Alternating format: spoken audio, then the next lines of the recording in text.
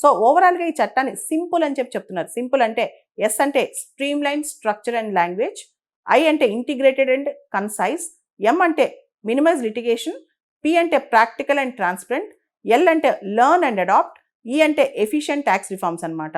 వీటన్నిటితో పాటు ఈ చట్టంలో ముఖ్యంగా వర్చువల్ అసెట్స్ని డిఫైన్ చేశారు.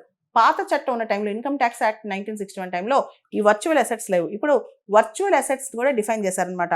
క్రిప్టో కరెన్సీస్ కావచ్చు, నాన్ ఫంజిబుల్ టోకెన్స్ కావచ్చు, ఇతరత్ర ఏదైనా ఎలక్ట్రానిక్ ఫార్మ్ ఆఫ్ వాల్యూస్ ఏదున్నా సరే వాటిని కూడా ఐటీ ఆఫీసర్స్ కన్సిడరేషన్లోకి తీసుకోవచ్చు అనమాట. దాంతోపాటు ఐటీ ఆఫీసర్స్ ఈసారి కొత్తగా ఏదైతే మన వాట్సాప్ ఉందో లేదా మన ఎలక్ట్రానిక్ డివైజెస్ ఈమెయిల్స్ ఉన్నాయో అవన్నీ కూడా చెక్ చేసే హక్కు కొత్త చట్టం ఇస్తుంది. దీన్నే చాలా మంది అభ్యంతరం తెలుపుతున్నారనమాట.